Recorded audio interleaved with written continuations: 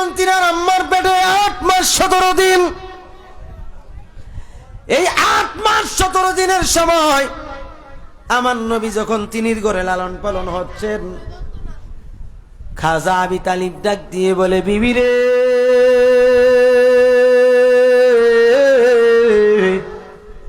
ও বিবি রে, আমার মন চাইতেছে খানায় কাবাটা একটু ঘুরে আসতে, খানায় কাবা ঘুরে আসতে। তখন কিন্তু খানায় কাবা ঘরের ভিতরে ছিল 360টা মূর্তি। কয়টা মূর্তি? 360টা মূর্তি ছিল এই খানায় কাবা ঘরের ভিতরে। তখনকার জমানায় বিভিন্ন গোত্রের নারী পুরুষেরা এই কাবা ঘরকে তাওয়াফ করত উলঙ্গ হইয়া।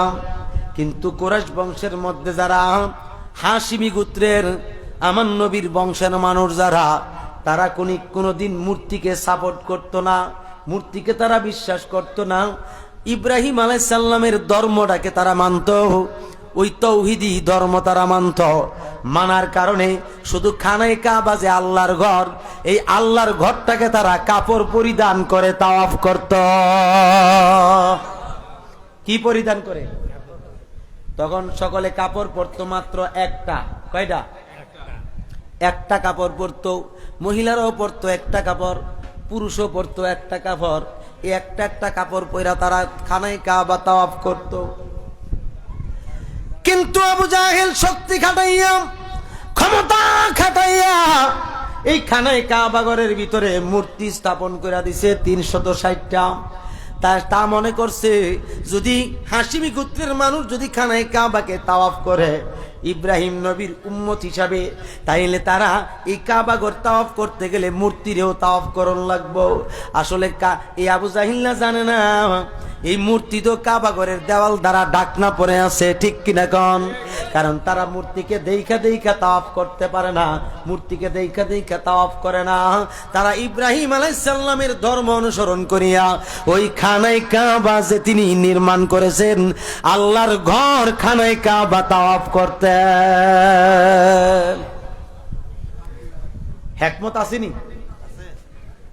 নবীগণের উম্মতগণের হিকমত আসেনি বাজান? আপনাদের কষ্ট হইতেছে নাকি? উঠা পড়ছেন দেখি। আরে গরম বেশি না? এদিকে ফ্যান দিলে তো এরা বসতে পারল।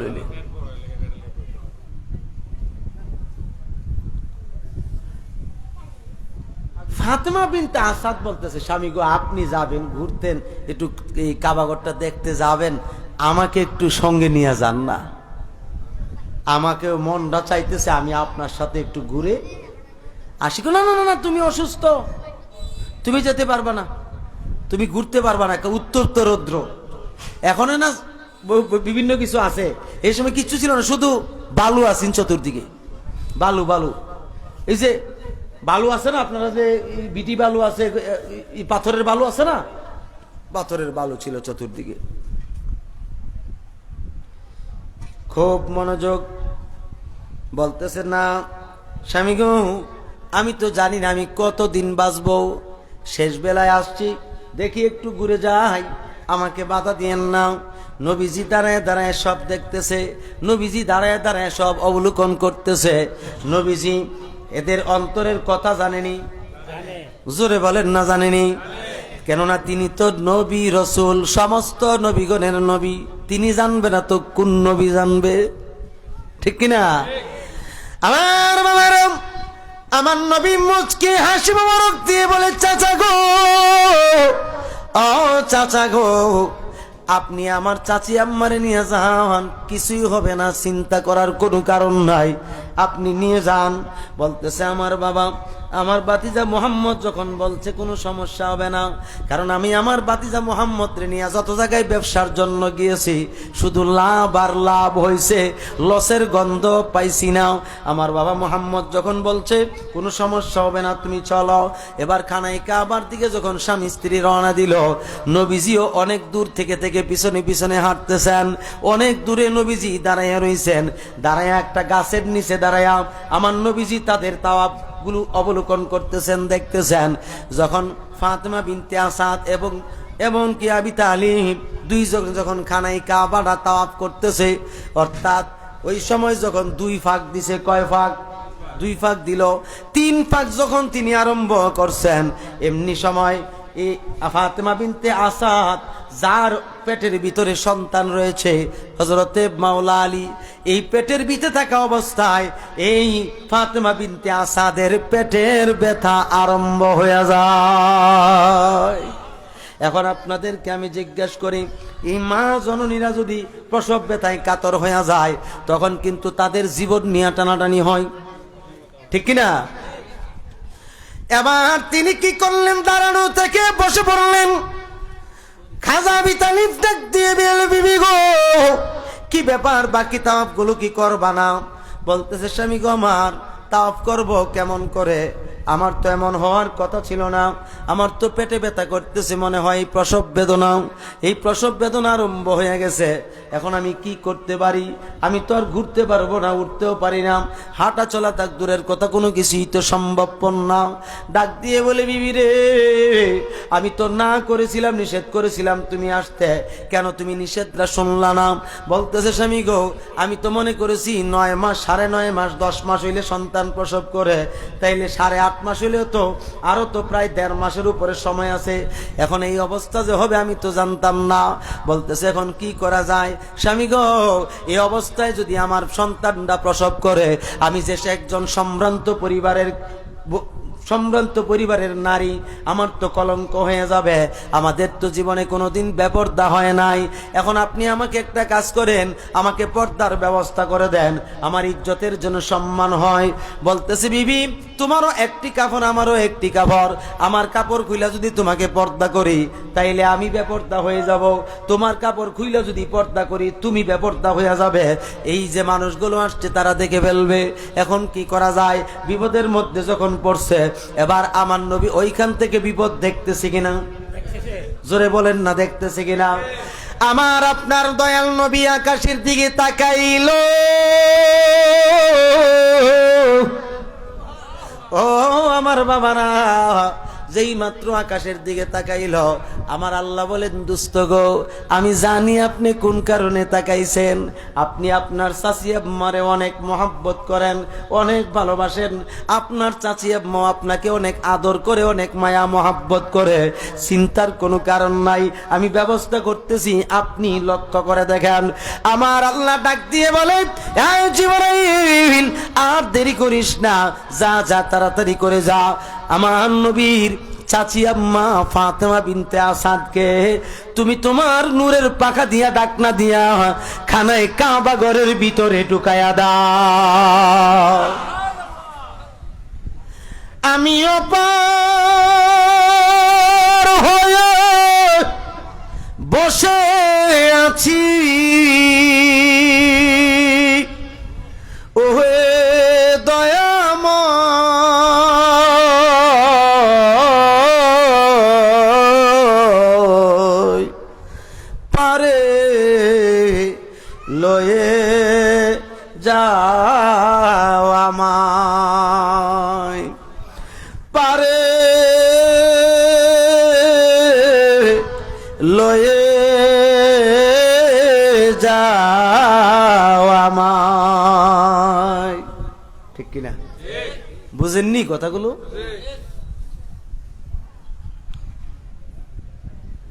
বাবাজিরা আমার, সংক্ষেপ করে বলছি, কারণ অনেক লম্বা সময় লেগে যাবে। চেষ্টা করছি অনেক তাড়াতাড়ি ওঠার জন্য, 10টায় ওঠার জন্য চেষ্টা করছি, পারি নাই। হঠাৎ করে আবি তালিব তাকিয়ে দেখতেছে তিনি স্ত্রীর সামনে নাই, অদৃশ্য হয়ে গেল। এখন একটা কথা জিজ্ঞাসা করি, আপনার স্ত্রী যদি আপনার সামনে থেকে হঠাৎ করে উদাও হয়ে যায়, আপনার কেমন লাগবে? খারাপ লাগবে নি? শুধু কি খারাপ, পাগল হয়ে যাবেন, আইরে আমার বিবি গেল কই, আমার পরিবার গেল কই, ঠিক নি? কেউ কি কোনো কিছু করলো নাকি, এরকম একটা সন্দেহ সৃষ্টি তৈরি হয়ে যাবে, কেউ কি কিডন্যাপ করে নিয়ে গেল নাকি। তিনি বলতেছেন, হায় হায়, আমার স্ত্রী এখানে ছিল, কোথায় গেল?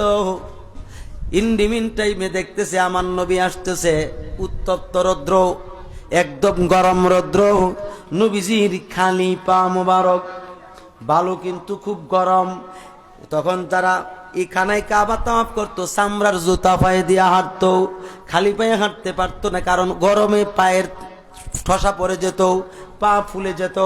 কিন্তু আমার নবী আসতেছে, খাজা আবি তালিব তাকায়া দেখতেছে আমার নবীর মাথা মুবারকের উপরে মেঘমালা ছায়া দিয়ে আনতেছে, এবং তাকায়া দেখতেছে আমার নবী খালি পা মুবারক দিয়ে হাঁটতেছে যে আমার নবী কাছে আসলেন। আসার পরে তিনিও দেখতেছেন ছায়া আছে, মেঘমালা আছে, উপরে মাথার উপরে মেঘমালা দেখা যায়। খাজা আবি তালিবও মেঘমালার নিচে আছে। নবীজি বলছে, চাচা কি হয়েছে বলেন? বলতেছে, বাবা তুমি কি খালি পায়ে আসছো, পায়ে তো ঠসা পড়ে যাবে। বলে, চাচা চিন্তা করেন না, দুনিয়ার মানুষ যারে চিনে না, এই বালু কণা তারে চিনে। কথা কন নাকি লেগে? কথা ঠিক নেই? দুনিয়ার মানুষ যারে চিনে না, এই বালুকণা তারে চিনে। আপনার চিন্তার কোনো কারণ নাই। চাচা বলেন কি হয়েছে বলেন? বলে, বাবা তোমার চাচি আম্মা কিছুক্ষণ আগে আমার সামনে মজুদ ছিল, এখন খুঁজা পাই না, কোথায় যে ওদাও হয়ে গেছে। নবীজি মুস্কি হাসতে লাগলেন, বলতেছে যে বাবা তুমি হাসতেছো, আমার এদিক দা বিবি হারিয়ে গেছে, তুমি কেন হাসতেছো? বলতেছে, চাচা চিন্তা করেন না, আমি জানি আমার চাচি আম্মা কোথায়। কারণ ফেরেশতা তো মানুষ দেখতে পায় না, নবী দেখছিনি। কথা কন না কে? নবীজি দেখছিনি। জিবরাইল যে কাজটা করছে দেখছিনি নবী। নবীজিকে চাচা বলতেছে, কি বলো তুমি জানো মানে কই আছে? একটু অপেক্ষা করেন, আমি আনতেছি। নবীজি গিয়া খানায় কাবা ঘরের কিনারে দাঁড়াইছেন। আজকে কিন্তু হাকিকতের কথা বলবো এখানে, আমাকে ফতোয়া দিল কিছু করার নাই, ঠিক নেই? কারণ আমারে ফতোয়া দেন, বুঝে শুনে দিবেন,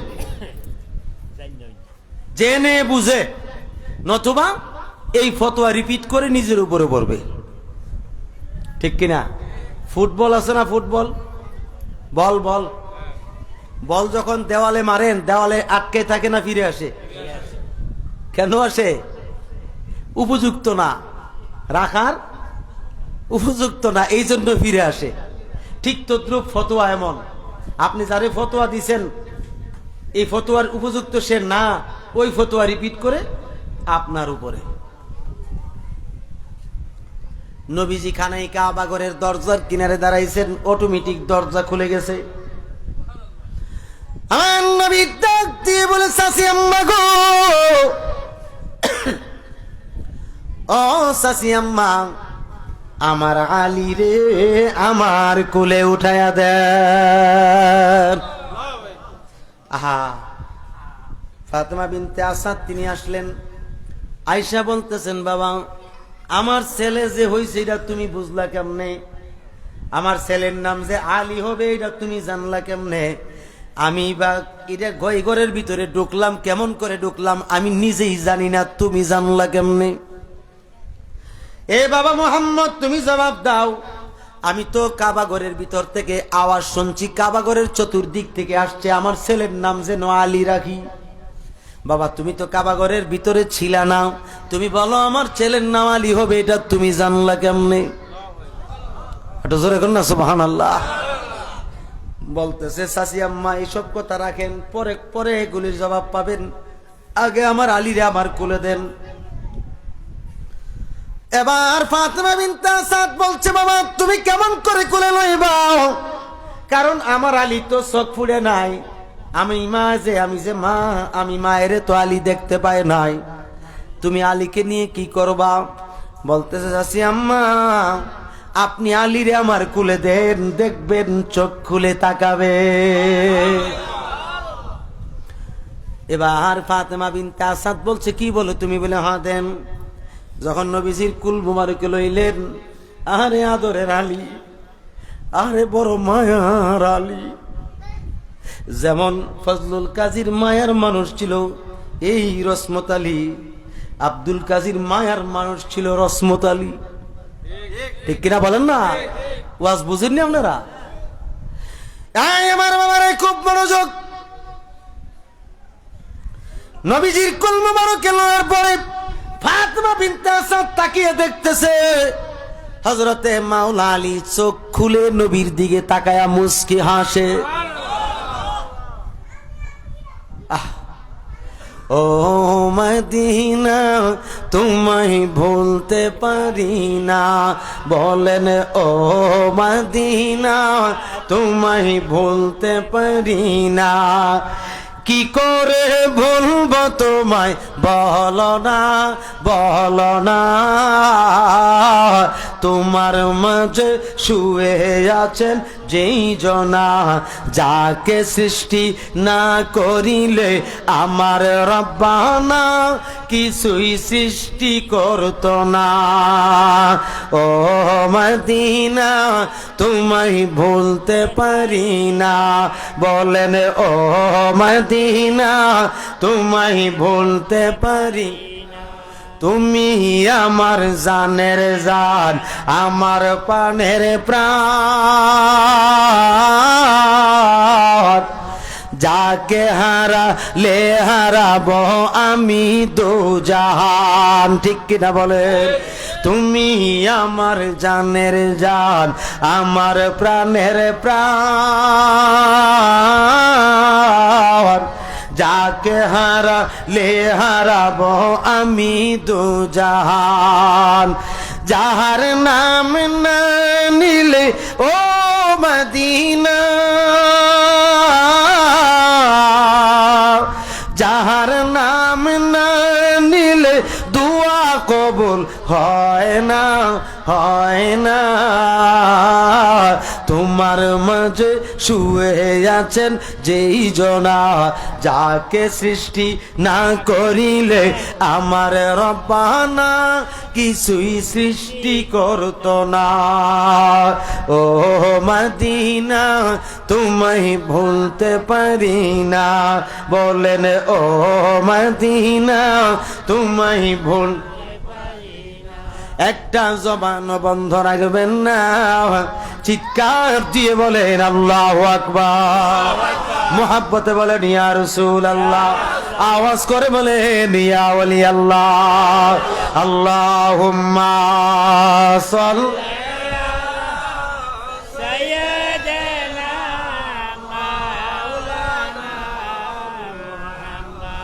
وعلى آل سيدنا।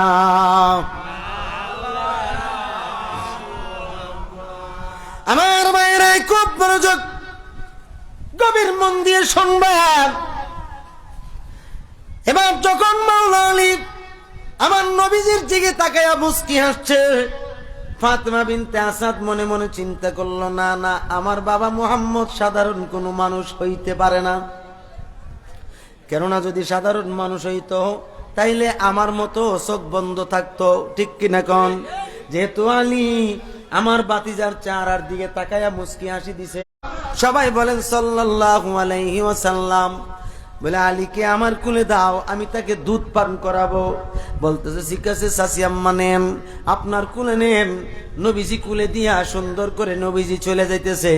মাওলা আলী আবু তালিবের কাছে প্রকাশ করেন নাই, কিন্তু যেদিন মুসলমান হইছেন ওই দিন থেকে আবু তালিবের সঙ্গে সংসার যুক্ত হন নাই, অর্থাৎ সংসার করেন নাই, বিচ্ছিন্ন অবস্থায়, অর্থাৎ আলাদা বিছানাতে ঘুমাইতেন, কিন্তু একই করে থাকতেন, আলাদা বিছানায় ঘুমাইতেন।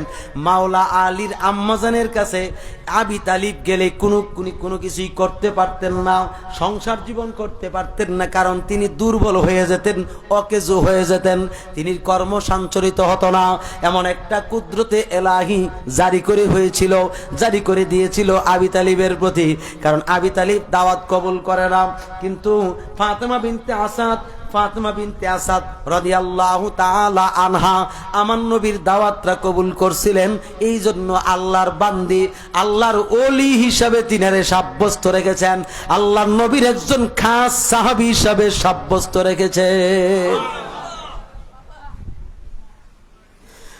এই দুনিয়ার মায়েরা শুনেন, আপনি যদি জান্নাতে যেতে হয় আমার নবীর মাধ্যমে যেতে হবে, আপনি যদি জান্নাত পাইতে হয় আমার নবীর মাধ্যমে পাইতে হবে, আর আমার নবীকে যদি পাইতে হয় নবীর ওয়ারিসকে পাইতে হবে। ঠিক কিনা কন? নবীর ওয়ারেস ব্যতীত নবী পাওয়া সম্ভব না। কারণ আমাদের এমপি সাহেবের কাছে যাইতে গেলে এমপি সাহেবের ফিএস লাগবনি, কি কোনো লাগবনি না? মাগ নই যাওন যাব কোনো সম্ভব না। প্রথমে যাওন লাগে মেম্বরের কাছে, এরপরে যাওন লাগে ইউনিয়ন চেয়ারম্যানের কাছে, এরপরে উপজেলার চেয়ারম্যানের কাছে, এরপরে উপজেলার চেয়ারম্যানের মেয়র আছে, আরো কত গণ্যমান্য ব্যক্তিবর্গ আছে, তাদেরকে দইরা পিএস এর সঙ্গে যোগাযোগ করতে হয়। পিএস যদি রাজি হয় তাইলে এমপির সঙ্গে কথা বলা যায়, দেখা করা যায়, ঠিক না বে ঠিক? এবং এমপির সঙ্গে কথা বললে রাষ্ট্রপতির সঙ্গে কথা বলা যায়, প্রধানমন্ত্রীর সঙ্গে কথা বলা যায়, কারণ একটা সিস্টেম আছে না নাই? ঠিক তদ্রুপ নবীর সঙ্গে যদি আপনার সাক্ষাৎ করতে হয়, মাওলা আলীর সঙ্গে আপনার আগে সাক্ষাৎ করতে হবে। আর মাওলা আলীর সঙ্গে সাক্ষাৎ করতে হইলে মাওলা আলীর যত ওয়ারেস আছে, খলিফা আছে, তাদের সঙ্গে সাক্ষাৎ করতে হবে, ঠিক কিনা? আস্তে আস্তে হাকিকত বের হইতেছে না? আমার ভাইয়েরা খুব মনোযোগ। এবার ফাতিমা বিনতে আসাদ শিশু বাচ্চার কান্না থামাইতে পারে না, আবি তালিবও থামাইতে পারে না, কেউ থামাইতে পারছে না। মহিলারাও চেষ্টা করছে, থামাইতে পারে না, খালি কান্দে। এমন কান্না, অবস্থা ভয়াবহ।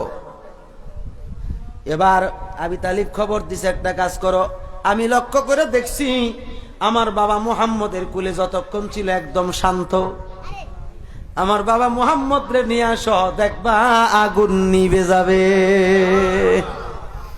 আমার নবীজিরে নিয়ে আসছে, আসার পরে নবীজিরে দেখছে মাওলা আলীর কান্না থেমে গেছে। দুনিয়ার জমিনে নবীজির হাকিকত দেখলাম। দুনিয়ার জমিনে আপনার আমার শিশুকালের খেলনা ছিল পুতুল বা ফুল বা বাঁশি অথবা জুনজুনি, ঠিক নি? ছেলে বলেন আর মেয়ে বলেন। কিন্তু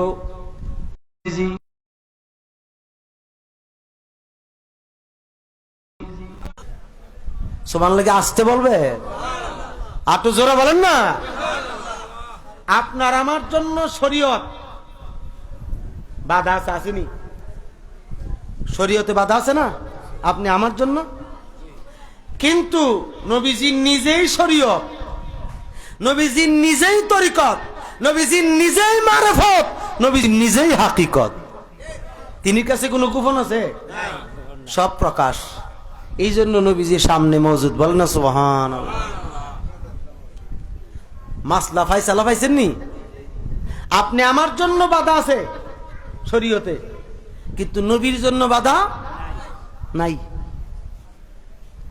ভাইয়েরা আমার, এবার ফাতিমা বিনতে আসাদ তিনি দুধ পান